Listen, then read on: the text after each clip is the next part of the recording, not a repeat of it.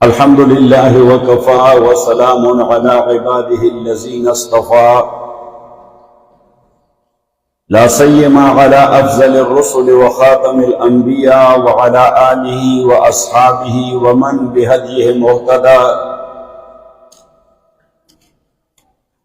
أما بعد فأعوذ بالله من الشيطان الرجيم. بسم الله الرحمن الرحيم. إنهم فتية آمنوا بربهم وزدناهم هدى وربطنا على قلوبهم إذ قاموا فقالوا ربنا رب السماوات والأرض.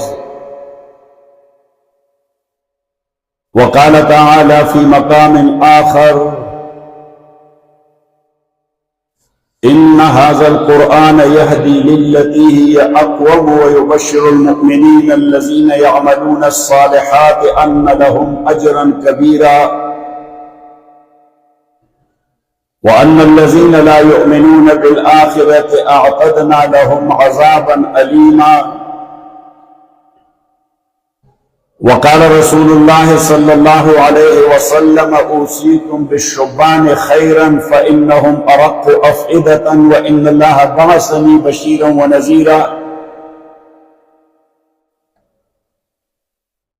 صدق الله وصدق رسوله النبي الكريم ونحن على ذلك لمن الشاهدين والشاكرين والحمد لله رب العالمين. اردو میں قابل احترام محترم جناب پرنسپل صاحب، محترم پروفیسر صاحبان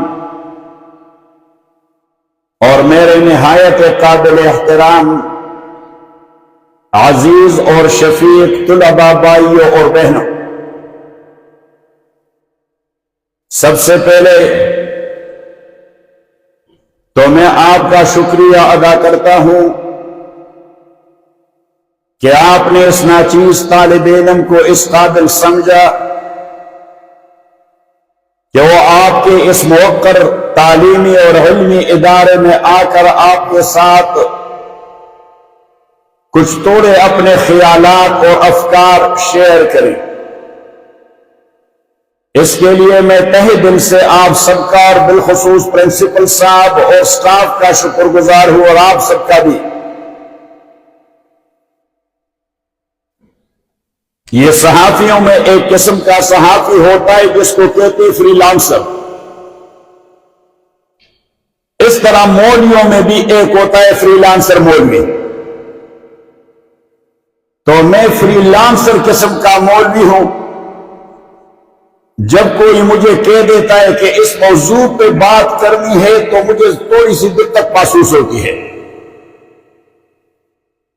کیونکہ میرا اپنا مزاج یہ ہے حریت اور حریت پسندی کا، کہ مجھے چلنے پھرنے اور دوڑ لگانے کے لیے آزاد چھوڑا جائے۔ لیکن یہاں پر جناب پرنسپل صاحب اور پروفیسر حضرات نے مجھے تھوڑا سا پچھواڑا ڈال دیا، لیکن پچھواڑے کے اندر بھی میں کوشش کروں گا تھوڑا سا دوڑ لگانے کے لیے، ادھر ادھر کوئی ایگزٹ لینے اور پھر ایکسس لینے اور پھر نکلنے اور پھر واپس آنے۔ باہر تقدیر ان کے حکم کے پیش نظر میں نے آپ کے سامنے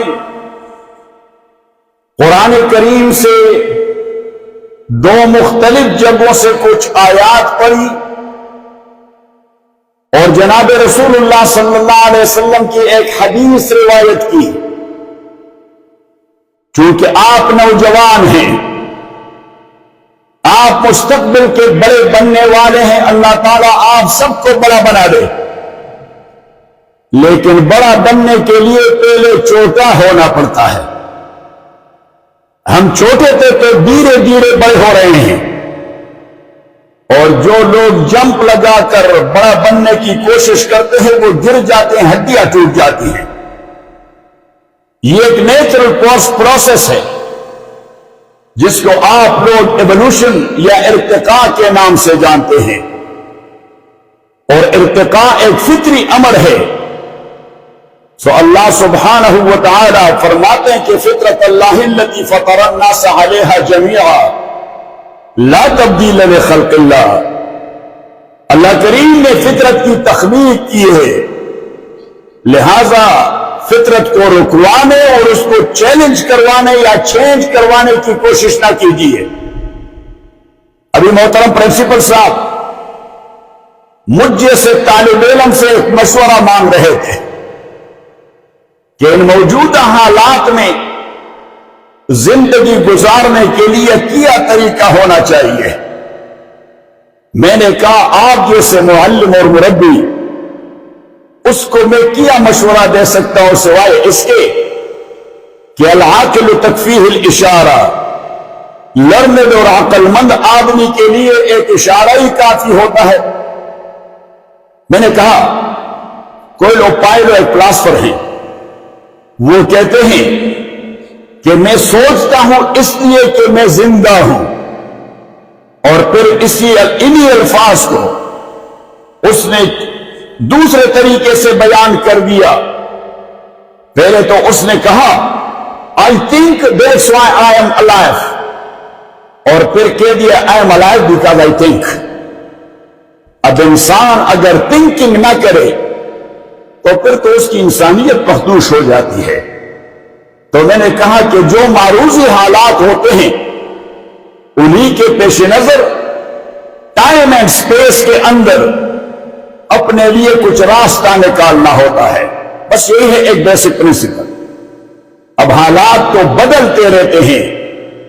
میں نے کل بھی ایک جگہ اپنے بیان میں کہہ دیا کہ 3 چیزیں اہم ہیں. آپ تو طبیعیات پڑھ چکے ہوں گے، اور طبیعیات اور فزکس کی دنیا ایک ٹائم اینڈ سپیس کے اندر چلتی رہتی ہے. تو میں نے کہا کہ ٹائم، سپیس اینڈ ایڈریسز، کہ آپ کا واسطہ کن سے پڑا ہے. یعنی نمبر 1 زمان کی پہچان، نمبر 2 مکان کی پہچان، نمبر 3 شخص اور اشخاص کی پہچان. یہ 3 چیزوں پر آپ غور کریں گے تو پھر یہ سیکولر مائنڈڈ پیپل وہ تو کہتے فطرت آپ کو گائیڈ کرتی ہے، لیکن ہم تو مسلمان ہیں، ہم کہتے خدا آپ کی رہنمائی کر دیتا ہے. اور قرآن کریم میں اللہ کریم نے فرمایا والذین جاہدوا فینا لنہدینہم سبلنا وان اللہ لمع المحسنین. وہ لوگ جو ہمارے میں مجاہدہ کرتے ہیں، جاہدوا فینا مفسرین نے مقدر نکال دیا ہے فی سبیلنا و طریقنا، جو ہمارے راستے میں مجاہدہ کرتے ہیں. Striving hard. مجاہدہ کا معنی یہ نہیں کہ میں ابھی آپ کو بندوق تمام کر کے جاؤ اور لڑنا شروع کر دو. اس کا تو لفظی معنی ہوتا ہے striving hard, but depend upon circumstances that what is need of the time, to what extent you can proceed and go ahead. آپ کہاں تک آگے جا سکتے ہیں. تو قابل احترام سامعین حضرات اور محترم پروفیسر حضرات اور میرے بھائیوں اور بہنوں، والذین جاہدوا فینا، جو لوگ خلوصی نیت سے، میں نے کل بھی ایک جگہ کہہ دیا کہ صدق، دیانت اور پروفیشنلزم، صدق زندگی کے کسی بھی فیلڈ میں سچائی، نمبر 2 آنیسٹی، اینڈ نمبر 3 پیشورانہ مہارت کو اخلاص کے اساس پر بروئے کار لانا، تو اللہ کریم آپ کے لیے راستے کھول دے گا جس بھی فیلڈ میں آپ ہوں گے. تو میں عرض ہی کر رہا تھا کہ والذین جاہدوا فینا لنہدینہم سبلنا وان اللہ لمع المحسنین. قرآن کریم کی 3 جگہوں پہ اللہ کریم نے 3 بندوں کا تذکرہ کر لیا ہے. ایک تو ہے حضرت سلیمان علیہ السلام نے جب تقاضا کیا ایکم یاتینی بعرشہا قبل ان یاتونی مسلمین، کہ کون ملکہ بلقیس جو سبا کی ملکہ تھی اس کے تخت کو اٹھا کر میرے پاس پہنچا دے گا. قال عفریت من الجن انا آتیک بہ قبل ان تقوم من مقامک وانی علیہ لقوی امین. تو ایک بہت بڑے دل قامت جن نے کہہ دیا کہ میں یہ تخت اٹھا کے آپ کے پاس پہنچا دوں گا قبل اس کے کہ آپ اپنے آفیشل ڈیوٹی سے اٹھ جائیں، تو میں وہ پہنچا دوں گا۔ اور اس نے کہا کہ وَإِنِّي عَلَيْهِ لَقَوِيٌّ أَمِينٌ I will try to insist upon the word لَقَوِيٌّ أَمِينٌ۔ اب قوی کا لغوی معنی ہے پاورفل، اور امین کا معنی ہے آنےسٹ، یہ ایک تو یاد رکھا کریں۔ دوسری جگہ اللہ کریم فرماتے ہیں وَقَالَ الْمَلِكُ ائْتُونِي بِهِ أَسْتَخْلِصْهُ لِنَفْسِي فَلَمَّا كَلَّمَهُ قَالَ إِنَّكَ الْيَوْمَ لَدَيْنَا مَكِينٌ أَمِينٌ قال اجعلنی علی خزائن الارض انی حفیظ علیم۔ حضرت یوسف علیہ السلام نے جب بادشاہ کے کنفیوزنگ ٹائپ خواب کی تعبیر بتا دی تو بادشاہ اس تعبیر سے اتنے متاثر ہو گئے کہ اس نے کہہ دیا کہ وہ لے آئے میرے پاس، I want to appoint him as my special advisor اور personal assistant، استخلاص النفس۔ اور جب یوسف علیہ السلام کو لایا گیا تو بندے کی پہچان تو ہوتی اس کے الفاظ سے، جیسے وہ بول لیتا ہے بندے کو پتہ لگ جاتا ہے۔ امام ابو حنیفہ رحمۃ اللہ علیہ قاضی ابو یوسف فرماتے ہیں کہ امام کے پاس جو بھی آدمی آتا امام بات نہ کرتا، وہ بیٹا رہتا، اس آدمی کو وقت دے دیتا تاکہ وہ بولے۔ اب اگر وہ بولتا اور اوٹ پٹانگ بولتا پھر بھی امام خاموش رہتے، اگر وہ اچھی باتیں کرتا پھر بھی وہ خاموش رہتے۔ پھر جب بندہ خاموش ہوتا تو امام دو چار باتیں اس سے کہہ دیتا۔ تو میں نے عرض کیا کہ حضرت آپ کا یہ طریقہ، تو اس نے فرمایا کہ میں ہر بولنے والے سے سیکھتا ہوں، یہ ایک بات۔ اور دوسری بات یہ کہ اگر وہ عقل مند ہے تو اس کے عقل سے فائدہ اٹھانا چاہیے۔ یہ شریعت اسلامی اور یہ شورائی نظام ہے، ہم اس کو کہتے ہیں کہ وہ شورا الاستعانۃ بعقل الغیر۔ ایک تو آپ کی اپنی عقل ہے جو اللہ نے آپ کو دی ہے، وہ تو آپ استعمال کریں گے، لیکن دوسرے عقلاء سے جب مشورہ لیں گے تو فری میں آپ ان کے عقل کو ایکسپلائٹ کرتے ہیں، وہ چارج بھی نہیں کرتے اس کے لیے۔ تو اس میں کیا خرابی ہے؟ آپ دوسرے کے عقل سے فائدہ لے لیں، اس کی رائے کو سنیں، اس سے مشورہ لے لیں۔ تو میں عرض یہ کر رہا تھا کہ امام رحمت اللہ علیہ نے فرمایا اگر وہ بندہ عقل مندی سے بولتا ہے تو میں اس سے سیکھتا ہوں۔ تو امام ابو یوسف نے فرمایا کہ حضرت اگر وہ بے وقوفی سے بولتا ہے تو پھر، تو امام رحمت اللہ نے فرمایا اس سے بھی سیکھتا ہوں۔ تو امام ابو یوسف نے پوچھا کہ جی اس سے کیا سیکھتے ہیں؟ اس نے کہا کہ اس سے یہ سیکھتا ہوں کہ مجھے اس طرح بے وقوف نہیں بننا، اس طرح حماقت کا اظہار نہیں کرنا۔ اور اس نے کہا کہ دوسرا میں اس کو انلوڈ کرتا ہوں کہ جلدی جلدی انلوڈ ہو جائے اور دعائے خیر ہو جائے، اس چلے جائے، کیونکہ وہ تو ویسٹ آف ٹائم کر رہا ہے۔ تو میں عرض یہ کر رہا تھا کہ جب یوسف علیہ السلام کو لایا گیا فلما کلمہ قال انک اليوم لدینا مکین امین، تو مکین کا ہم نے ترجمہ کر دیا ذو مکانت، کہ آپ ہماری نظر میں بہت بڑے مکانہ والے، اور مکان تو کہتے پلیس کو، کہ آپ کی بہت بڑی جگہ ہے ہماری نظروں میں، ذو مکانت، اور آپ ہماری نظروں میں بڑے امین ثابت ہو گئے، تو ہم آپ کو کچھ ذمہ داری دے دیتے ہیں۔ تو یوسف علیہ السلام نے کہہ دیا کہ اجعلنی علی خزائن الارض، مجھے وزیر زراعت اور منسٹر آف ریونیو بنا دیں، کیونکہ دو منسٹریز ہی اہم ہوتی ہیں، خصوصاً ایگریکلچرل لینڈ میں وزارت زراعت اور وزارت ریونیو خزانہ۔ اجعلنی علی زراعت پروڈکشن ہوتا ہے، ریونیو حفاظت ہوتی ہے۔ قال اجعلنی علی خزائن الارض انی حفیظ علیم، تو اس لفظ کو یاد رکھیں گے، نوٹ کریں، انی حفیظ علیم، وہاں پہ کہہ دیا وانی علیہ لقوی امین، یہاں پہ کہہ دیا انی حفیظ علیم۔ تیسری جگہ موسیٰ علیہ السلام، اس نے جب قبطی کو مکہ مارا اور وہ مر گیا، اور فرعون نے ہنگامی فیصلہ کر دیا کہ اس آدمی کو قانون کے سامنے لایا جائے تاکہ ہم اس کو نمونے عبرت بنائے۔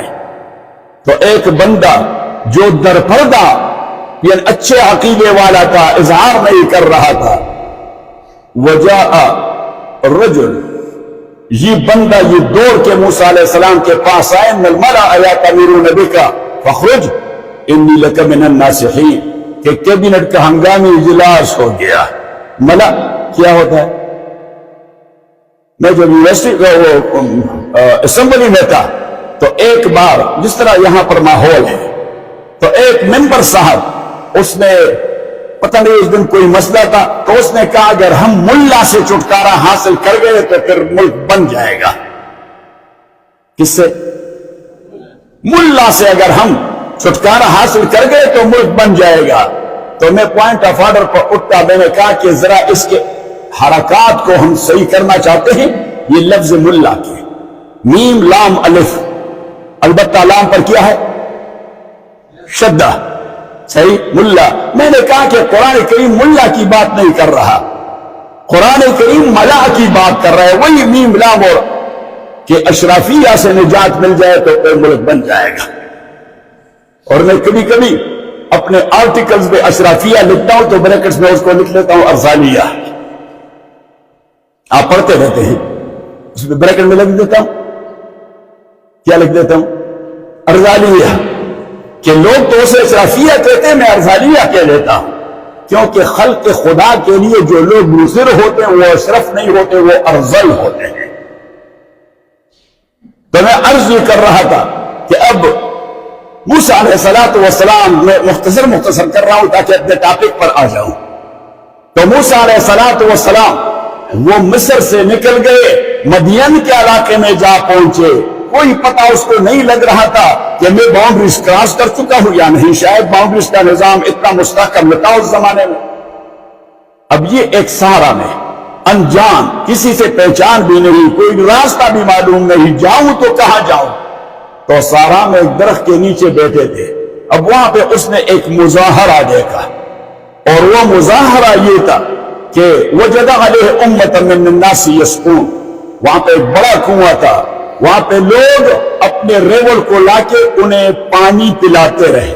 وجد من دونہم امرأتین تذودان، دو نوجوان لڑکیاں ایک جانب، جس طرح میری بہنیں بیٹھی ہیں، وہ نوجوان لڑکیاں ایک سائیڈ پر اپنے ریوڑ کو کنٹرول کر رہی تھی اور منع کر رہی تھی۔ اب موسیٰ علیہ السلام سوچ میں پڑ گیا، that's called philosophy. I think because I am alive. I alive because I think. میں زندہ ہوں اس لیے سوچتا ہوں، صحیح؟ اور میں سوچتا ہوں اس لیے کہ میں زندہ ہوں۔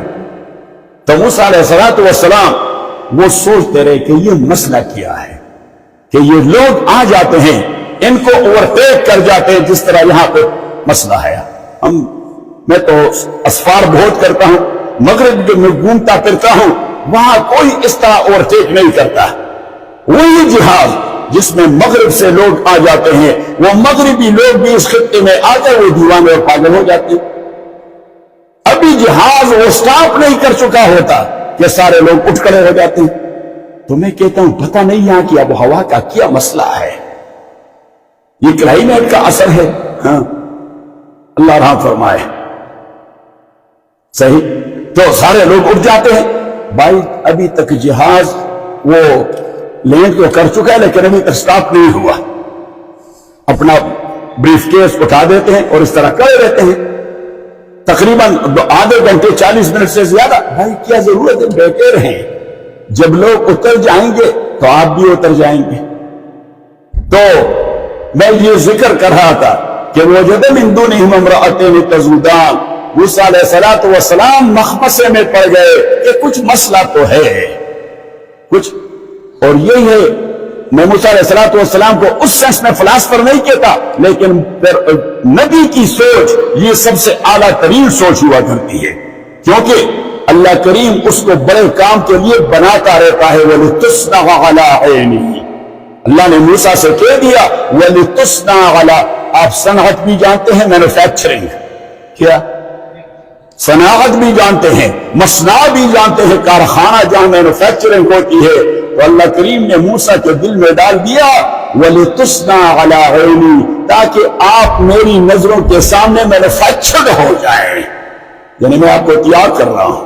اور دوسری جگہ فرمایا وَاصْطَنَعْتُكَ لِنَفْسِي، میں نے آپ کو اپنے لیے اپنے کام کے لیے مینوفیکچر کر دیا ہے، آپ کو اپنے کام کے لیے بنا دیا ہے۔ اصطناع، یہ نوبلی کہتا ہے کہ یہ باب استفعال کیا ہے؟ استفعال ہے؟ نہیں، افتعال ہے، کیونکہ صاد یہ حرف اصلی ہے، کیا ہے؟ باب افتعال ہے۔ استنع یستنع، افتعل یفتعل۔ سو استناع means اپنے لیے بنانا، کیونکہ افتعال میں اس مفتعل کی طرف سے طلب ہوتا ہے۔ تو وَاصْطَنَعْتُكَ لِنَفْسِي، موسیٰ علیہ السلام، میں نے آپ کو اپنے لیے بنایا ہے۔ اور جسے خدا بنائے، جو مجھے نہیں، وہ انوینٹر نہیں، وہ خالق اور کریٹر ہے۔ تو جسے کریٹر اپنے لیے بنائے کتنی عالی شخصیت ہو۔ تبھی ہم کہتے ہیں عقیدے کا مسئلہ ہے کہ اللہ کے مخلوق میں سب سے بہتر لوگ کون ہیں؟ انبیاء کرام۔ یہ عقیدے کا مسئلہ علم کلام کا آپ اپنے ذہن میں رکھے۔ وجنس البشر افضل من جنس الملائکہ وخاصتهم من خاصتهم، کہ جنس بشر یعنی انسانوں کی نوع یہ ملائکہ کی نوع سے بہتر ہے۔ انسان as a whole doesn't matter whether he is a kafir or he is a Muslim, but as a human، انسان جو ہے as a whole لے لے، پکچر کرے پوری انسانیت کو، تو یہ جن سے ملائکہ سے افضل ہیں۔ وَخَاصَّتُهُم مِّن خَاصَّتِهِمْ، اور خاص انسان خاص ملائکہ سے افضل ہیں۔ تو اخص الخواص سارے انسانوں میں ہے کون؟ جناب رسول اللہ صلی اللہ علیہ وسلم۔ وہ فرشتوں کے سردار جبریل امین سے بہتر ہیں یا بہتر نہیں؟ ذرا زور سے، بہتر ہیں۔ وَخَاصَّتُهُم مِّن خَاصَّتِهِمْ۔ تو یہ بھی نبی تھا حضرت موسیٰ علیہ السلام، تو یہ اٹھ کھڑا ہوا اور ان نوجوان لڑکیوں کے پاس آ کے اس طرح منہ کر کے کھڑا ہو گیا، کیونکہ حیاداری بھی یہ انسان کا زیور ہے۔ حضرت عمر بن عبدالعزیز رحمت اللہ علیہ جو صرف خلیفہ نہیں تھے، بہت بڑے محدث اور بہت بڑے عالم بھی تھے، اس سے روایات ہیں احادیث کی کتابوں میں۔ تو عمر بن عبدالعزیز رحمت اللہ علیہ جب حکمران بنے تو اس نے کہا کہ خزانے کو تقسیم کروائے لوگوں پر، تاکہ میری مملکت میں کوئی ضرورت مند نہ رہے، کوئی بیوہ ضرورت مند نہ رہے، کوئی یتیم بے کفالت اور بے سہارا نہ رہے، کوئی بے روزگار نہ رہے۔ وزیر خزانہ نے کہہ دیا اس طرح یہ سارا خزانہ ختم ہو جائے گا۔ تو حضرت عمر بن عبدالعزیز رحمت اللہ علیہ نے فرمایا اب خزانہ پڑا رہے تو اس کا ہم کیا کریں گے؟ یہ کوئی دودھ دیتی ہے کیا؟ خزانہ دودھ دیتی ہے؟ یہ کوئی دودھ دیتی ہے؟ اس نے کہا یہ لوگوں کا حق ہے، ان کو تما دے، تاکہ وہ انہیں کہا جی اگر ہنگامی طور پر کوئی ایمرجنسی پیدا ہو گئی تو اخراجات کہیں سے نکال لائیں گے۔ فار ایگزامپل رومنز نے اٹیک کر دیا تو فوجی اخراجات اور دفاع کے اخراجات کہاں سے پورا کریں گے؟ اس نے کہا آپ کے اپنے لوگ ان کا پیٹ بھرا ہوا ہو، ان کی ضروریات پوری ہو، وہ مطمئن اور امن سے ہو، تو اس نے کہا کوئی جرأت نہیں کرے گا کہ آپ پر اٹیک کرے، کیونکہ آپ کا ہر مرد اور ہر عورت وہ آپ کا ڈیفینڈر فوجی اور عسکری ہوگا۔ ایسا ہوتا ہے یا نہیں؟ نہیں ایسا نہیں، ذرا زور سے، ایسا ہے یا نہیں؟ یہ سینس کی بات ہے، کامن سینس کی بات ہے، but common sense is not very much common. So anyhow میں عرض یہ کر رہا تھا کہ اب عمر بن عبدالعزیز نے جو حکم دے دیا تو وزیر خزانہ آ گیا، یہ خزانہ ختم ہو گیا۔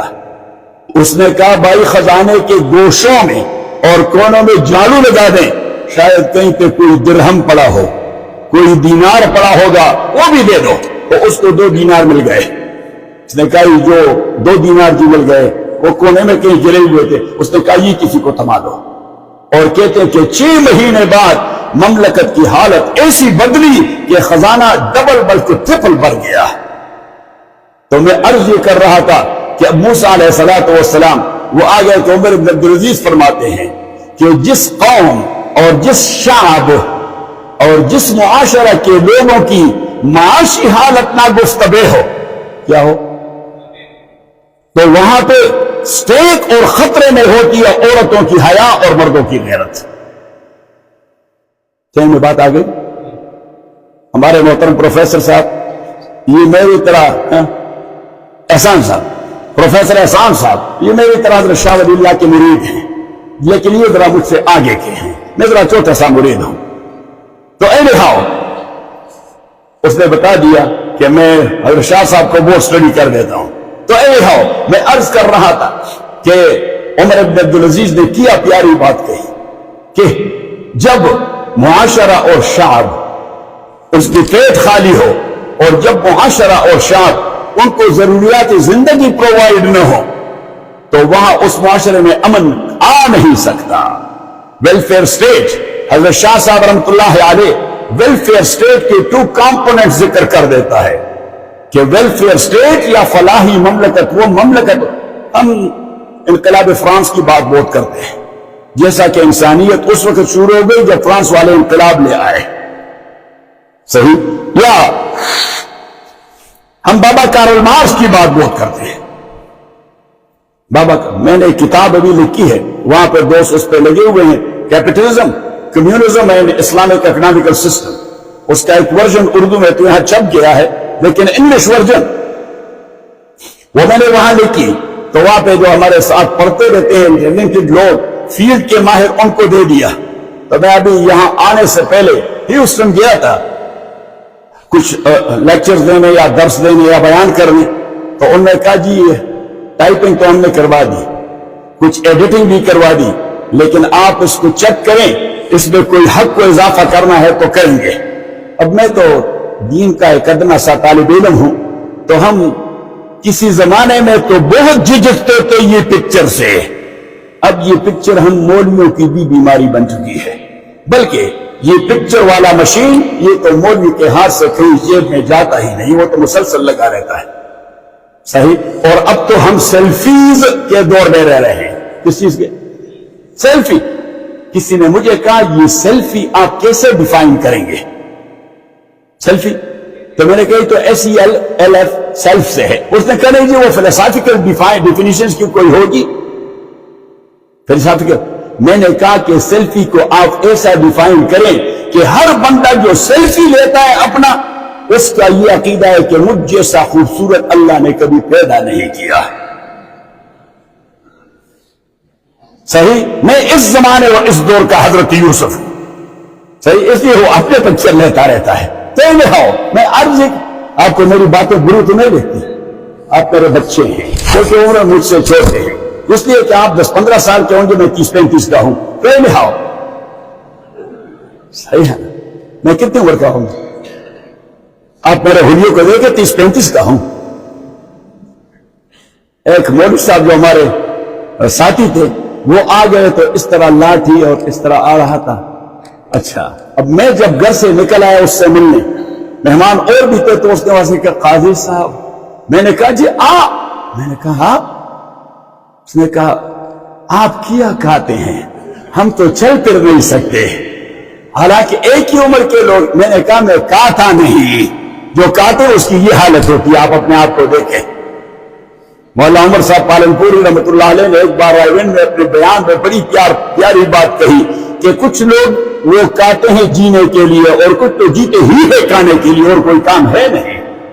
ये सारा दरिया काबल जो रेस्टोरेंट से अटा पड़ा है, वहां पे क्या किताबें तकसीम होती है, क्या होता है, लोग मुताला करते हैं, क्या होता है वहां?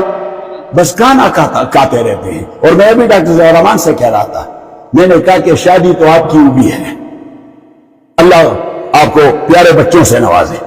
मैंने कहा, लेकिन मैंने कहा ये बीवी एक बर्डन है, तो आदमी जरा बारी हो जाता है। आदमी जरा, आपको एक बात सुना दूं, एक बहुत बड़े इमाम और बहुत बड़े मुहद्दिस और आलिम, इमाम इब्न सीरीन, मोहम्मद इब्न सीरीन रहमतुल्लाह अलैह, ताबी आलिम हैं, लेकिन ताबीर और रोया और इंटरप्रिटेशन ऑफ ड्रीम्स के वो इमाम माने जाते हैं। तो उसके पास एक नौजवान आया, रो रहा था और मातम कर रहा था। इमाम ने कहा बेटा क्या मसला है? मेरी बच्चियां और मेरी बच्चियां हैं, तो ये बुरा न माने, ये लाइट मोड में ले रही इस बात को। तो वो रो रहा था, तो इमाम ने उसे कहा बेटे क्यों रो? उसने कहा जी मैंने अपने आप को मरा हुआ देखा, लोग जनाजा उठा के ले जा रहे थे और मैंने कभी दुनिया देखी नहीं। वो रो रहा था, बात भी उसने कहा किया देखा था? उसने कहा जी मरा हुआ था। لوگ جنازہ اٹھا کے دفن کے لیے لے جا رہے تھے. امام رحمت اللہ علیہ نے اسے کہا ابشر، بشارت لو، خوش ہو جاؤ. اس نے کہا میں مرا ہوا تھا، آپ مجھے بشارت دے رہے ہیں. اس نے کہا اس سال آپ کی شادی ہو جائے گی.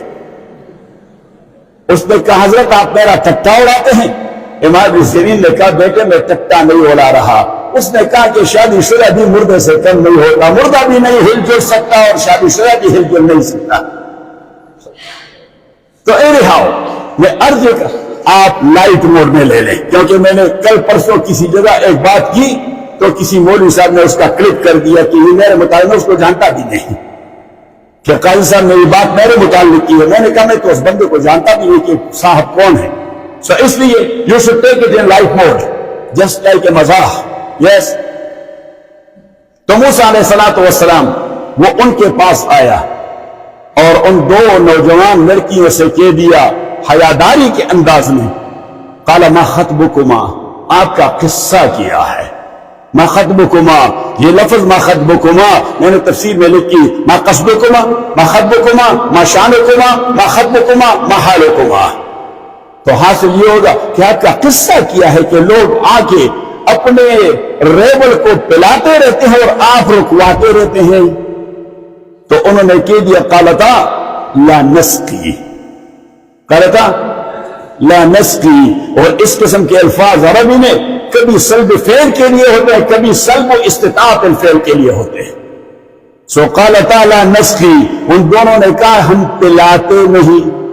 اور دوسرا معنی ہم پلا نہیں سکتے، ہم پلاتے نہیں مینز کہ ہم اجنبی مردوں کے ساتھ منگلنگ نہیں کرنا چاہتے. اور نمبر دو قالتا لا نسقی، انہوں نے کہا ہم پلا نہیں سکتے، یہ مین ڈومیننٹ کلچر ہے، ہم نہیں جا سکتے آگے. یہ لیڈیز فرسٹ والا نہیں، یہ مین فرسٹ والا ہے. قالتا لا نسقی. اور تیسری بات یہ کہ ہم کیوں نہیں پلاتے یا پلا سکتے کہ جو ڈول ہے اسے 12 مرد کھینچتے ہیں اور ہم تو دو یہ دبلی پتلی لڑکیاں ہیں، تو ان کے ریور سے جو کچھ تھوڑا بہت پانی اس جگہ پہ رہ جاتا ہے، وہ ہمارے بھیڑ بکریاں سیر بھی نہیں ہوتی، چلو ٹو سم ایکسٹینٹ کنچ آف ترس ہو جاتا ہے. تو موسیٰ علیہ السلام نے کہا آپ کیا ہے آگے لے آئے، یہ کیا مسئلہ ہے؟ اب موسیٰ علیہ السلام حدیث تحاوی میں آیا ہے، نبی کریم صلی اللہ علیہ وسلم نے فرمایا اوتیت قوت 40 رجلا منکم، مجھے 40 پہلوانوں کی طاقت دے دی گئی ہے. اور ہر نبی کا یہ مسئلہ ہے، تبھی تو ہر نبی اکیلے کھڑا ہو جاتا ہے پوری دنیا کے خلاف. وہ ڈرتا ہے ذرا زور سے، اور کیوں نہیں ڈرتا؟ نہیں، یہ ڈر آتا کہاں سے ہے؟ یہ ڈر آتا ہے موت کے خوف سے کہ کچھ کہوں مجھے مروایا جائے گا. اور یہ آتا ہے مفاد کے حرص سے کہ کچھ کہوں تو پھر یہاں سے مجھے $5-10 ملتے ہیں وہ نہیں ملیں گے. اب نبی وہ نہ موت سے ڈرتا ہے نہ اسے ڈالر یا روپے کا کوئی وہ تقاضا ہوتا ہے. یہ دو چیزیں دل سے نکل جائے آپ پوری دنیا سے نہیں ڈریں گے. اللہ تعالی ہمیں بے خوف بنا دے، آپ سب کہے آمین. اور بندہ بے خوف بن جائے وہ بادشاہوں کی زندگی گزارتا ہے. تو میں عرض یہ کر رہا تھا کہ موسیٰ علیہ السلام نے کہا آگے لے آئیں. تو اس نے وہ بہت بڑا ڈور جسے وہ چرخ کے سہارے یا پلی کے سہارے 12 لوگ کہتے تھے، موسیٰ علیہ السلام اس طرح اکیلے پانی پانی پانی. اب لڑکیاں واپس چلی گئی، اپنے بابا سے ذکر کر دیا کہ وہاں ایک اجنبی آدمی تھا، اس کا حلیہ بھی ہمارے علاقے جیسا نہیں تھا، اس کا لباس بھی ہمارے علاقے جیسا نہیں تھا، اس کا لب و لہجہ بھی ہمارے علاقے جیسا نہیں تھا. اس نے ہمارے لیے سروسز کی، لیکن میرے خیال میں یا ہمارے خیال میں وہ اجنبی ہے، اس کا کوئی جان پہچان نہیں. تو اب ان کے بعد حضرت شعیب نے کہہ دیا پھر تو آپ میں سے کوئی ایک جا کے اس اجنبی کو لے آئے کہ ہم اگر اس کی کوئی ہیلپ کر سکتے ہیں. یہ ہوتی ہے انسانیت، یہ ہوتی ہے کہ اگر ہم کوئی اس کی ہیلپ کر سکتے ہیں، اجنبی ہے. فجاءت احداہما تمشی علی استحیاء، تو ایک خاتون ان میں سے حیاداری کے موڈ میں آ گئی حضرت موسیٰ علیہ السلام کے پاس. تمشی علی استحیاء مغطیتاً جسدہا، جس طرح میری بچیاں بہت مجھے خوشی ہوئی کہ ایک تعلیمی ادارے میں میری بچیاں یہ اس طرح شرعی حجاب میں اور شرعی سطر میں ہیں، تو وہ بھی شرعی سطر میں آ گئی۔ حضرت عمر اس زمانے میں کہتے فرماتے تھے کہ تمشی علی استحیاء ولم تکن دلاجتن کنسائنا اليوم، یہ اس زمانے کی بات ہے کیونکہ کچھ خواتین ایسی تھی جو بیوٹی ڈسپلے کرواتی تھی۔ حضرت عمر نے فرمایا وہ بڑی حیاداری سے آئی اور اس طرح منہ کر کے حضرت موسیٰ سے کہہ دیا کہ ان ابی یدعوک لیجزیک اجر ما سقیت لنا، میرے بابا آپ کو بلا رہے ہیں، آپ نے ہمارے لیے یہ خدمت کی، وہ آپ کو اس کا کچھ بدلہ دینا چاہتے ہیں۔ اب موسیٰ علیہ السلام نے فکس تو نہیں کیا، اس نے ڈیمانڈ کیا کہ مجھے کچھ دے دو، اس نے تو خدا کے لیے وہ کام کیا، انسانیت کے لیے وہ کام کیا، لیکن وہاں بھی تو ایک بڑا انسان بیٹھا تھا، وہ بھی موسیٰ جیسا بڑا انسان تھا، حضرت شعیب علیہ السلام۔ تو اس نے کہا ان کو لائیں، اس کو مدد کی ضرورت ہوگی تاکہ ہم ان کی کچھ مدد کر سکیں۔ وَإِنَّ أَبِي يَدْعُوكَ لِيَجْزِيَكَ أَجْرَ مَا سَقَيْتَ لَنَا فَلَمَّا جَاءَهُ وَقَصَّ عَلَيْهِ الْقَصَصَ بولے قَالَ لَا تَخَفْ نَجَوْتَ مِنَ الْقَوْمِ الظَّالِمِينَ، اس نے جو قصہ بیان کر دیا کہ ایسا ہوا، اگر شعیب نے کہہ دیا فکر مندی کی کوئی بات نہیں، آپ باؤنڈری سے نکل آئے ہیں۔ آپ کہاں سے نکل آئے ہیں؟ مصر کی باؤنڈری سے، یہاں پر فرعون کا کوئی اپروچ ہے نہیں، آپ وہاں سے نکل آئے ہیں۔ صحیح، وہی خاتون وہ حضرت شعیب سے کہہ لی بابا آپ کبھی کبھار ذکر کرتے رہتے کہ اگر مجھے کوئی اچھا آدمی ملے تو آپ دونوں کو نجات ملے گی اس لیبر اور سروسز سے، میں اس کو ہائر کر کے چرواہا بنا دوں گا۔ قالت یا ابت استاجرہ ان خیر من استاجرت القوی الامین، کہ بابا اس کو آپ ہائر کریں کیونکہ یہ قوی بھی ہے امین بھی ہے۔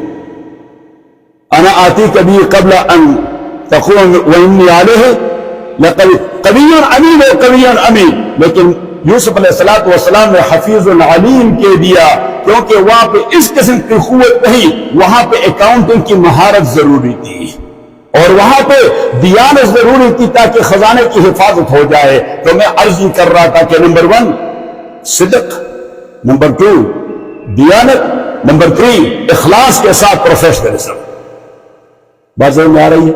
تو anyhow میں آپ کا زیادہ وقت نہیں لینا چاہتا، بس 2-4 باتیں وہ آپ کے سامنے آپ کے ساتھ شیئر کرتا ہوں۔ انہم فتیۃ آمنوا بربہم وزدناہم ھدی، اصحاب کہف کے متعلق اللہ کریم نے فرمایا انہم فتیہ، یہ جوان تھے، آپ نے ذرا ٹون کو بنانا ہے۔ میں اس کو کہتا ہوں تصویر الفنی فی القرآن، آپ یہاں کالجز میں کہتے ہیں باڈی لینگویج، آپ کیا کہتے ہیں؟ تو باڈی لینگویج بنا۔ اللہ فرماتے ہیں فتیۃ، یہ جوان تھے۔ اب اگر میں یہ کہوں یہ جوان تھے، ذالک الفتح، ڈاکٹر ضیاء الرحمن کہتے ہیں ذالک الفتح، اس نے ہماری تفسیر کی 2 صورتوں پہ، الفاتحہ پہ اور البقرہ پہ اس نے PhD کر دی، اللہ کو جزائے خیر دے رہے۔ تو تو میں نے اس سے کہا کہ آپ آسمان پہ چلے گئے، میں ابھی تک زمین پر بیٹھا ہوا۔ تو میں عرض یہ کر رہا تھا کہ انہم فتیہ، یہ جوان تھے، آمنوا بربہم، وہ اپنے پروردگار پہ عقیدہ بنا چکے تھے۔ اصل مسئلہ ہمارا یہ کہ ہمارا ابھی تک پروردگار پر عقیدہ بنا نہیں، بلکہ ہم تو ابھی تک اس میں پنسے ہوئے کہ کیا خدا ہے بھی کہ نہیں ہے۔ اس طرح غلغلہ اٹھ گیا کہ نہیں، کیا خدا ہے بھی کہ نہیں۔ میں کئی سال پہلے ایک جگہ گیا تو وہاں پہ چٹ آتے گئے کہ یہ مولانا عبید اللہ سندھی مسلمان رہے تھے۔ کیا چٹ ہے کہ مولانا عبید اللہ سندھی مسلمان رہے تھے؟ تو میں نے کہا بجائے اس کے کہ میں مختصراً جواب دے دوں، تو میں نے اس پہ کتاب لکھی کہ مولانا عبید اللہ سندھی ایک مرد خداگاہ، معیوب نہیں معتوب ہے، معیوب نہیں معتوب ہے۔ ابھی اس کے ساتھ کچھ اضافے کر دیے ہیں، دوسرے تیسرے ایڈیشن میں وہ آ جائیں گے۔ پھر سواد گیا تو وہاں پہ چٹ دوسرے قسم کے آنے لگے، خدا کہاں ہے، خدا کہاں ہے؟ تو میں نے وہاں پہ لائٹ موڈ میں کہہ دیا کہ میں تو سوات کے اسٹال ماؤنٹن میں آیا ہوں کہ شاید یہاں ذرا فاصلہ کم ہوگا تو مجھے مل جائے گا۔ میں نے کہا آپ سے بھی تو وہ گمشدہ ہے، آپ بھی گمشدہ کی تلاش میں ہیں۔ تو پھر میں نے اس پہ کتاب لکھی، خدا کہاں ہے، خدا کہاں ہے۔ اب میں وہاں ایک یونیورسٹی میں گیا تھا تو وہاں کوشچن آتے رہے کہ ڈز گاڈ ایگزسٹ، ڈز کیا خدا ہے بھی کہ نہیں۔ تو میں نے وہ کتاب لکھی، ابھی تو چھپی نہیں ہے لیکن کتاب مکمل کر دی، does God exist. So anyhow میں عرض یہ کر رہا تھا کہ اب انہم فتیۃ آمنوا بربہم وزدناہم ہدی، انکلوڈنگ سفیانین، سفیان بن عیینہ اور سفیان ثوری رحمہ اللہ، سارے ہمارے امام ہیں۔ وہ کہتے ہیں کہ آیات میں یہ زد اور زادہم ہدی اور صحیح فزادتہم ایمانا، وہ زیادہ کا لفظ آیا ہے تو وہ تو لٹرل نس پہ جاتے ہیں، ہم لبرل نس پہ جاتے ہیں، وہ نس پہ جاتے ہیں لٹرل، اور ہم ذرا زور سے، آپ مجھے وہ لبرلزم کا پرچارک نہ سمجھے، ہاں وہ لبرل انٹرپریٹیشن، اور liberal interpretation that is in vast sense, وہ ذرا وسیع پیمانہ، یہی امام کا کمال ہے رحمہ اللہ۔ کس کا کمال ہے؟ کس کا؟ امام کون سے امام کا؟ ابو حنیفہ کا، امام الائمہ۔ میں نے ابھی آپ لوگوں کے لیے کتاب لکھی، ابھی وہ طباعت میں ہے، احسن الکلام فی الائمۃ الاعلام، احسن الکلام فی الائمۃ الاعلام۔ تو میں عرض یہ کر رہا تھا کہ انہم فتیہ، چونکہ آپ جوان ہیں اس لیے یہاں پہ آتے آتے اللہ نے میرے ذہن میں ڈال دیا کہ یہ آیت صحیح رہے گی۔ انہم فتیہ آمنوا بربہم، یہ جوان تو جو اپنے پروردگار پہ عقیدہ بنا چکے تھے، وزدناہم ہدی۔ اب اگر آپ کا عقیدہ پروردگار پر مضبوط بن جائے تو آپ کا ایمان انرچ ہوتا جائے گا، انکریز نہیں، انکریز ہوگا جمہور کے نزدیک، انرچ ہوگا امام ابو حنیفہ۔ اور کام بہت بڑا ہوتا ہے انرچمنٹ سے، انکریز سے نہیں ہوتا۔ کام ہوتا ہے کس سے؟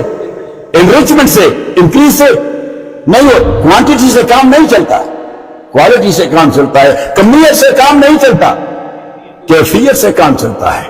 تو امام کیفیت کی بات کرتا ہے کہ ان یورینیم اتنا ڈیر سارا ہو اور صحیح اس کی افزودگی نہ ہو، انرچمنٹ نہ ہو، اس سے کوئی ایٹمی ٹیکنالوجی آپ حاصل نہیں کر سکتے۔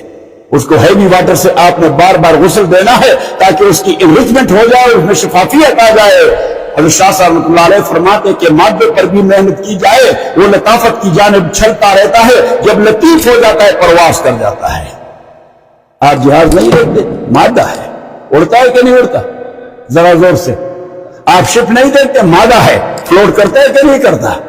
اور شاہ صاحب رحمۃ اللہ علیہ فرماتے ہیں کہ جسم اور روح، ان کی ملامست ایک دوسرے سے اتنی ہے کہ اس مادی جسم میں رہ کر روح میں کثافت آ جاتی ہے، اور روح اس مادی جسم میں لے کر مادے میں لطافت آ جاتی ہے، جسم میں لطافت آ جاتی۔ تو میں نے اس کی تشریح کر دی اور لکھی بھی ہے، رحمت اللہ الواسعہ، آپ پڑھتے رہتے ہیں۔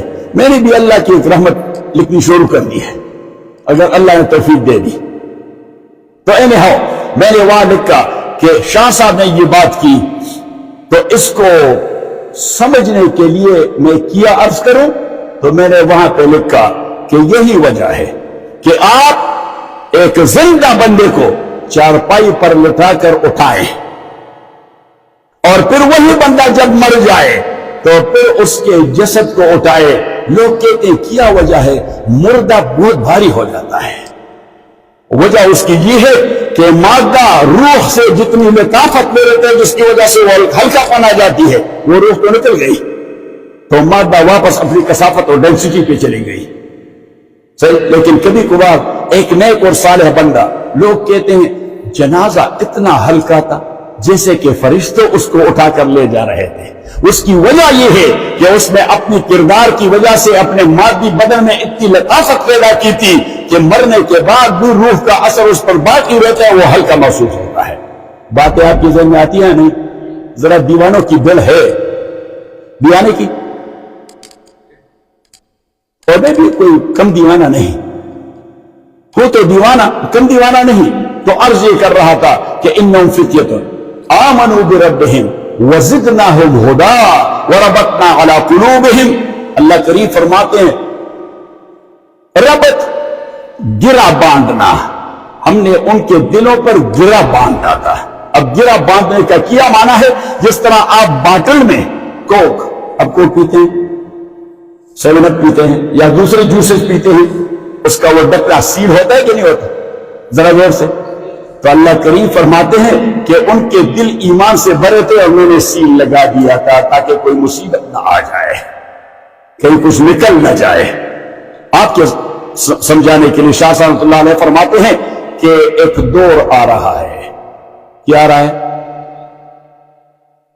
آپ سے میں جواب کا طالب ہوں۔ ایک دور آ رہا ہے، اور دوسرا حضرت الامام رحمت اللہ علیہ فرماتے لوگ حتیٰ کہ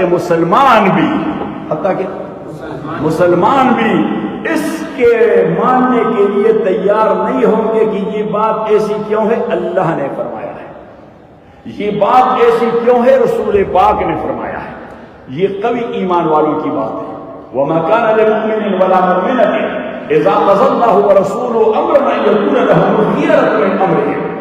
اللہ کریم فرماتے ہیں کہ مومن مرد اور مومن عورت کے لیے اس کی گنجائش ہی نہیں ہے کہ جب اللہ اور رسول کا فیصلہ انہیں سنا دیا جائے وہ اپنے ذاتی معاملات میں بھی ذاتی رائے کو دخل نہیں دے سکتے۔ اس کی ذمہ داری ہے کہ جو خدا نے فرمایا اس کو فالو کرے اور رسول پاک نے فرمایا اس کو فالو کرے۔ بات سمجھ آ رہی؟ لیکن شاہ صاحب فرماتے ہیں کیا کریں؟ یہ حالت آ رہی ہے، لوگ مادیت سے متاثر ہوں گے، نمبر ایک۔ نمبر دو، سائنس اور ٹیکنالوجی سے متاثر ہوں گے۔ تو میں نے کہا کہ مادہ وہ خدا کے مقام پر پڑا ہوا ہے، اور سائنس اور ٹیکنالوجی یہ وقت کا پیغمبر ہے۔ آپ مجھے کوئی قادیانی مادیانی نہ بنا دیں، یہ میں آپ کے فہم کے لیے کہہ رہا ہوں کہ لوگ ایسے بن چکے جیسے کہ مادہ خدا ہے اور سائنس اور ٹیکنالوجی یہ پیغمبر ہے۔ تو اب ایسے لوگوں کے ساتھ آپ بات کریں گے تو کس طرح کریں گے؟ جن کی نظر میں مادہ خدا ہے اور جن کی نظر میں سائنس اور ٹیکنالوجی کیا ہے، وہ پیغمبر کے مقام پر لوگوں نے بٹھا دیا ہے۔ تو شاہ صاحب فرماتے کہ ان کے سامنے معقول بات کرنی ہوگی جو ان کے عقل کو اپروچ کر سکے۔ تو شاہ صاحب فرماتے جو نص و ٹیکسٹ میں بات آتی ہے تو آپ نے اس کی عقلی توجیہ کرنی ہے تاکہ وہ انسانی عقل کے قریب آ جائے، اور جو معقول ان کے عقل کے اپروچ سے بیان ہے تو پھر آپ نے اس کو محسوس بنانا ہے۔ یعنی خارج میں اور مادیات میں اس کی کوئی مثال دینی ہوتی ہے۔ خارج میں اور مادیات میں آپ کو ایک بات بتا دوں، اور وہ یہ کہ شاہ صاحب رحمۃ اللہ علیہ عذاب قبر کی بات کرتا ہے۔ اس چیز کی احادیث میں آیا ہے، اس میں آیا ہے، اور ہم اہل سنت والجماعت کا مسلک ہے، علم عقائد میں پڑھاتے رہتے ہیں عذاب القبر حق للکافرین ولبعض عصاة المؤمنین، کہ عذاب قبر ایک حق عقیدہ ہے کافروں کے لیے بھی اور بعض نافرمان مومنوں کے لیے بھی۔ کیوں؟ اس لیے کہ احادیث ثابتہ میں آیا ہے، اور شاہ صاحب اللہ علیہ فرماتے ہیں آپ قبر کھولیں گے، کوئی بدکردار بندہ ہوگا آپ کو عذاب تو وہاں نظر نہیں آئے گا، کیا آئے گا؟ تو شاہ صاحب فرماتے ہیں راسخ العقیدہ مسلمان کو کہے گا حضور نے فرمایا بس ہمارا ایمان ہے صحیح، لیکن شاہ صاحب فرماتے ہیں ایسے مسلمان سے واسطہ پڑے یا غیر مسلم سے کہ وہ کہتے ہیں عذاب دکھاؤ کہاں ہے؟ تو شاہ صاحب اس کی مثال دے دیتا ہے اور کیا فرماتے ہیں کہ بندہ آپ کے پہلو میں سویا ہوا ہے، وہ خواب دیکھتا ہے، وہ خواب دیکھتا ہے، اس کے پیچھے شیر آ رہا ہے یا کوئی کاٹنے والا کتا آ رہا ہے یا کوئی کوبرا اس کے پیچھے دوڑ رہا ہے یا کوئی بندوق اٹھا کے اسے مار رہا ہے، اور وہ ہام کھام کے دوڑ لگاتا رہتا ہے، بے دم بھی ہو رہا ہے صحیح۔ اب اس کی آنکھیں کھل جاتی ہیں، جب آنکھیں کھل جاتی ہیں کہتے وہ مر گیا، جوڑ جوڑ دم کر رہا ہے، اور آپ سردی میں بھی دیکھتے ہیں وہ پسینے سے شرابور ہوتا رہتا ہے صحیح۔ اب وہ آپ سے اللہ بھائی کیا ہوا؟ اتنے بڑے بڑے شہر کے لوگ، اور جس انداز سے وہ مجھے اپنے نرگے میں لینے کے لیے دوڑ رہے تو میرا تو دم گھٹ رہا تھا، کہ خدا کا خوف کرو یار، وہاں ٹیر ہوئے تھے آپ، میں نے آپ کی کوئی حرکت ہی نہیں دیکھی، اس نے کہا پورا بدن بہت کر رہا ہے، اللہ نے بچایا۔ کیا کہ اللہ نے، تو شاہ صاحب اللہ علیہ فرماتے ہیں یہ اسی کا ایک ٹریلر ہے کہ وہاں قبر میں کیا کچھ ہوگا۔ بات اب ذہن میں آتی ہے کہ نہیں؟ حالانکہ آنکھ کھل گئی تو پھر تو کچھ نہیں تھا، آنکھ کھل گئی تو پھر کچھ میں نے کل ایک لطیفہ سنا دیا. میں نے کہا کہ بندہ خواب دیکھ رہا، ہاتھ میں رسی تام کے ایک بکری کو لیے منڈی میں، اور وہ بکری وہ فروخت کر رہا تھا. کوئی خریدار آ گیا، اس نے کہا بھائی کتنے کا؟ اس نے کہا 20 کا. 20 روپے کا. اس نے کہا بھائی 19 کا کر دے. اس نے کہا نہیں اس میں میرا نقصان 20 کا. اس نے کہا بھائی 19 کا کر دے. یہ ٹھوک وہ ہو رہی تھی، اتنے میں اس کی آنکھ کھل گئی. اب جب آنکھ کھل گئی تو کچھ بکری مکری اور 80 مستی اور 20 اور 19 کا مسئلہ نہیں تھا، تو اس نے فوراً آنکھیں بند کر دی. 19 دے.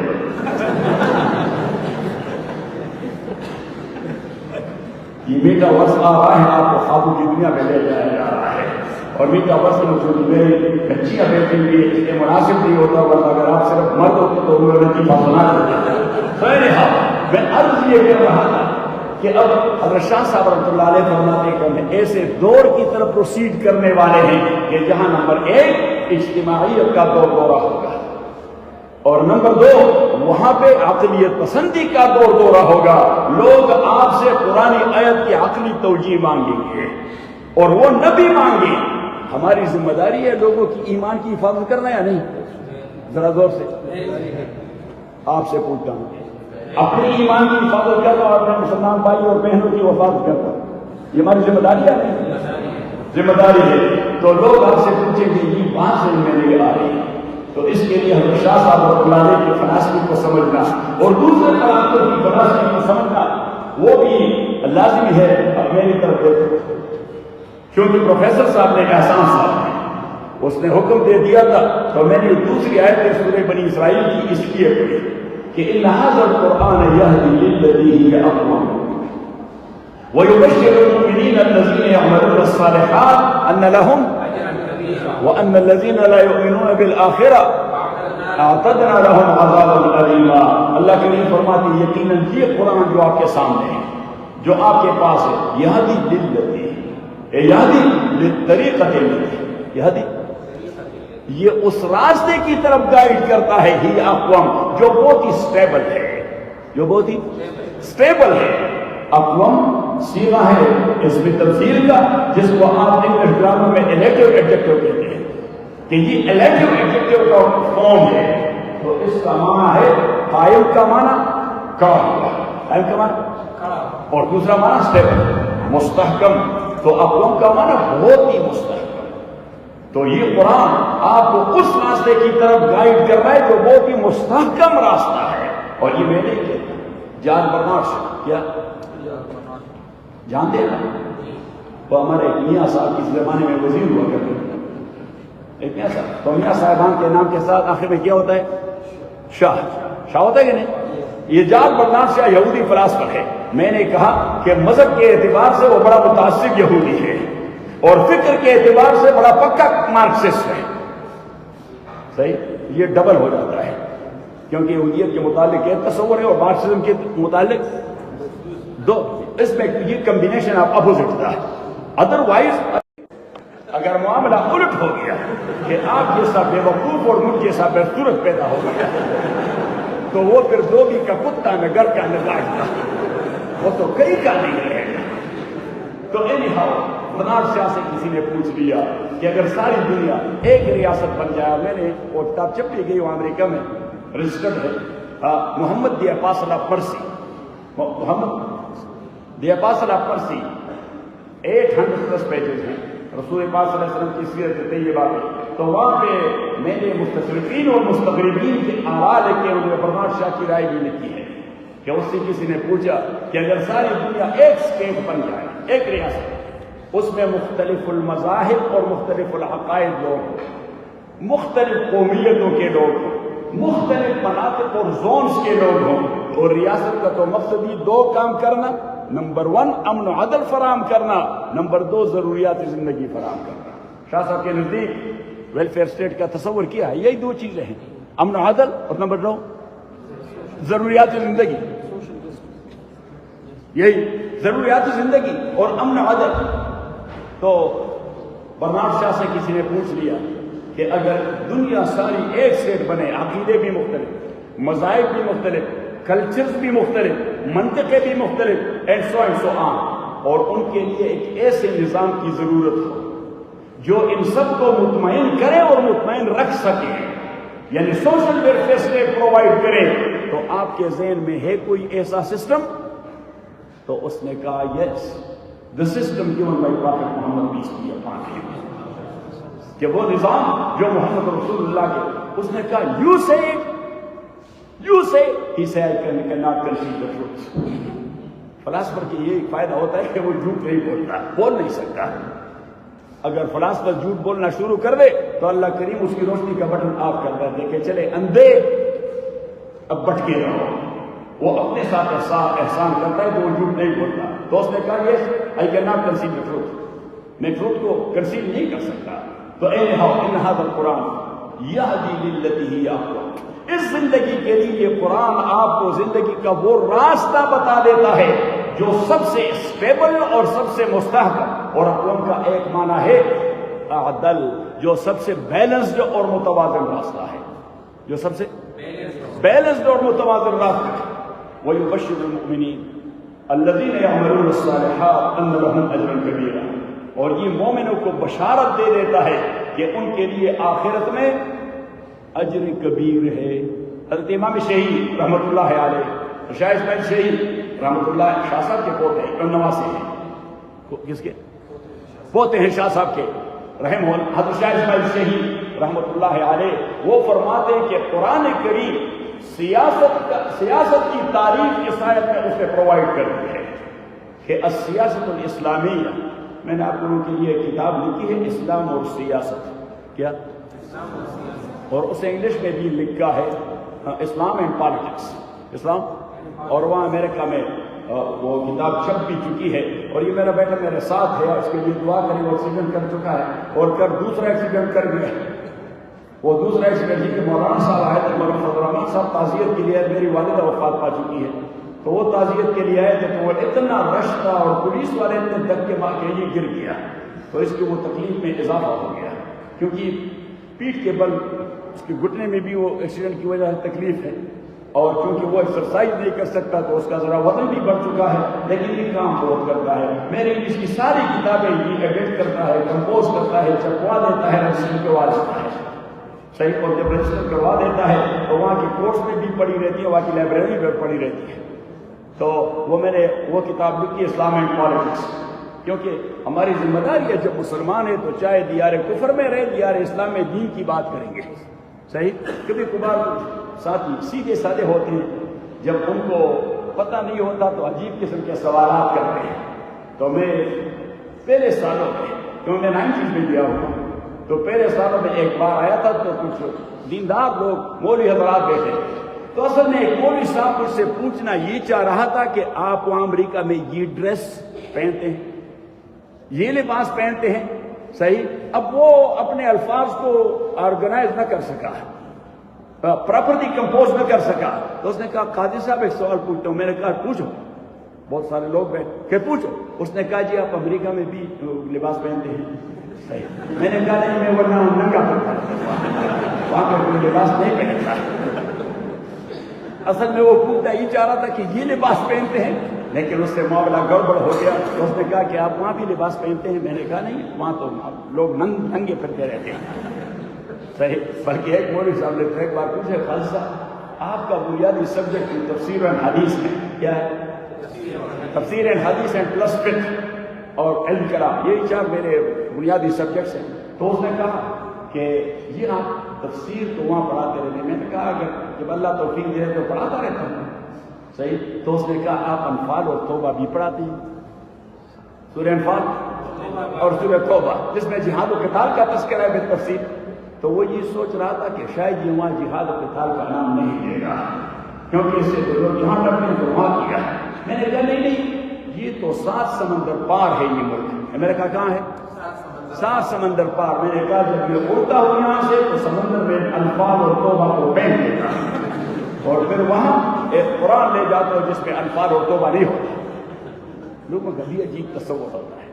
تو قابل احترام بھائیو اور بہنوں، ان ھذا القرآن یہدی للتی ہی اقوم۔ امام شہید رحمۃ اللہ علیہ نے فرمایا کہ یہی شاہ صاحب کے تعلیمات ہیں کہ قرآن کریم یہ تدبیر کی کتاب ہے. تقدیر کا عقیدہ ہے اس میں، لیکن کتاب ہے تدبیر کی. اور تدبیر کیا ہے؟ پلاننگ. تو یہ آپ کو بتا دیتا ہے کہ آپ زندگی میں ایسی پلاننگ کریں جس سے آپ کی یہ دنیا بھی بنے اور آنے والی دنیا بھی بنے، جس کو شاہ صاحب رحمۃ اللہ علیہ اتفاق اور اقتراب کہتے ہیں. اب اتفاق کیا ہے؟ یہاں کی زندگی کے لیے سہولیات فراہم کرنا، اور اقتراب کیا ہے؟ اللہ کے نزدیک چلے جانا. قرب سے اقتراب. اور شاہ صاحب فرماتے رحمہ اللہ کہ فرد یا قوم اور شعب اگر ان کا ارتفاق ٹھیک نہ ہو، ان کا ارتفاق بد نظم ہو، معاشی بدحالی ہو، سیاسی بدحالی ہو، معاشرتی بدحالی ہو، تو شاہ صاحب فرماتے ہیں یہ خائب و خاسر ہوں گے، یہ اغیار کے غلام اور ان کے دست نگر ہوں گے. یہ فرد ہوگا یا شعب ہوگا تو یہ دست نگر ہوں گے. اور اگر ایک بندہ صرف اتفاق میں لگا رہے یا ایک قوم تو وہ آخرت میں معذب ہوں گے. یہ وجہ ہے کہ ہم دعا کرتے ہیں کہ ربنا آتنا فی الدنیا حسنہ وفی الآخرۃ حسنہ وقنا عذاب النار. خدا بندہ یہاں بھی بہتر زندگی دے دے اور وہاں بھی بہتر زندگی دے دے. اور شاہ صاحب رحمۃ اللہ علیہ نے سیاسیات کا نظام اس زمانے میں دے دیا جب ابھی فرانس والوں کو بنک بھی نہیں پڑی تھی، اور معاشیات کا نظام اس وقت دے دیا جب ابھی تک بابا کارل مارکس پیدا نہیں ہوا تھا. تو میں نے کہا میں نے وہ کتاب لکھی ہے تو ہمارے اسٹوڈنٹس ہیں وہاں کی کوالیفائڈ ہیں، تو انہوں نے وہاں جہاں میں نے ہارورڈ کا ذکر کیا تو ہارورڈ کی پکچر لگا دی ہے، ڈارون کا ذکر کرتے ہیں تو ڈارون کی پکچر لگا دیا ہے. صحیح. اور وہ شکاگو کے مزدوروں کا ذکر کر دیا تو ان کے پروسیسر وغیرہ کا. میں نے کہا یہ مولوی کی پہلی کتاب ہوگی اس میں پکچرز کا غلغلہ ہے، لیکن وہاں پہ اٹریکشن کے لیے کرنا پڑتا ہے. وہاں کا ماحول ایسا ہے کہ جیسے ہی لوگ اس طرح کھول کے بابا کارل مارکس کو دیکھے لیٹ می اسٹڈی اٹ، یس بابا ڈارون کو دیکھے تو کہ یہ شیخ الحدیث صاحب کون ہیں، ذرا کیوں لمبی لمبی داڑیاں سب کی. اور مجھے ایک بار اندر میں وہاں جو کھول رہا تھا تو کارل مارکس ہی نکل آئے اتنی لمبی داڑھی کے ساتھ اور لمبے لمبے بال ہے اس کے سفید. تو ایک مولوی صاحب قریب بیٹھا تھا، اس نے کہا جی یہ کون ہے؟ اس نے فوراً کہا یہ جی آپ کی کتاب میں یہ کون ہے؟ میں نے کہا یہ شیخ الحدیث مولانا کارل مارکس صاحب ہے.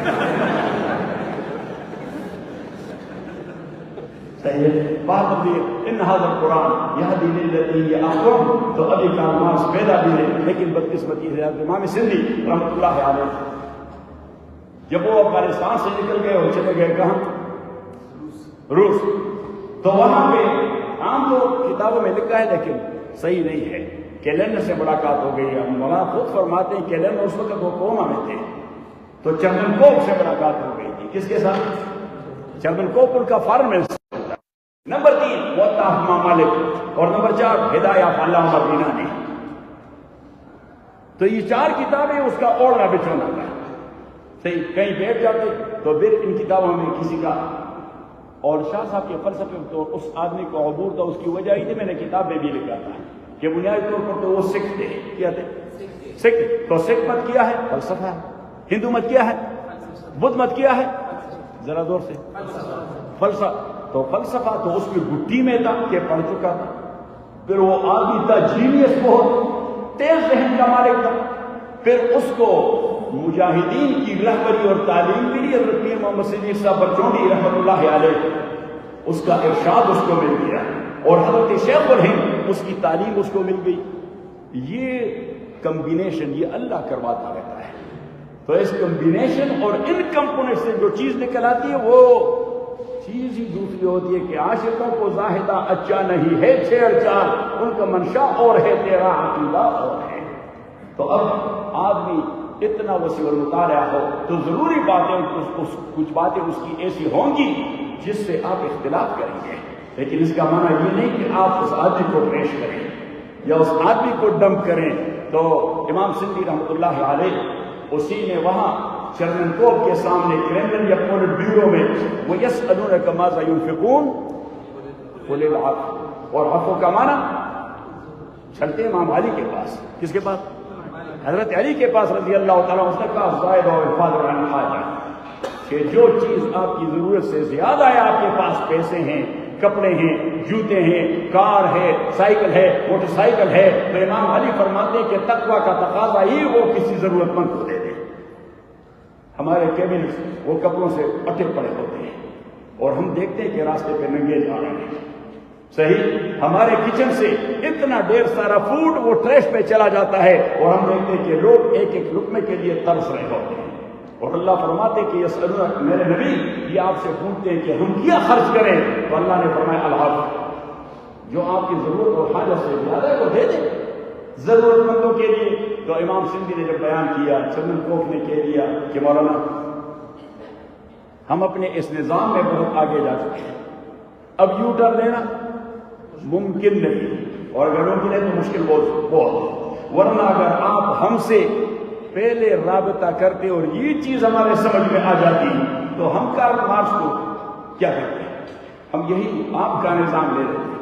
اور مولانا سندھی فرماتے ہیں کہ پھر مجھ سے پوچھ لیا کہ یہ نظام دنیا میں کہیں نافذ ہے، تو مولانا سندھی فرماتے ہیں اس کا میرے پاس جواب نہیں تھا، لیکن یہ تو ذکی اور فتین آدمی تو فوراً جواب دے دیا. اس کے لیے تو میں چلا وطن ہوں در در کر رہا ہوں تاکہ اس کو امپلیمنٹ کر دوں. خدا کرے وہ نظام آ جائے تو انشاءاللہ زندگی بن جائے گی. قرآن و سنت سے زندگی بنتی ہے، اللہ اور رسول سے زندگی بنتی ہے، اللہ اور رسول سے زندگی بنتی ہے، عمل سے زندگی بنتی ہے. جنت بھی جہنم بھی یہ خاکی اپنی فطرت میں نہ نوری ہے نہ ناری ہے. وآخر دعوانا الحمدللہ.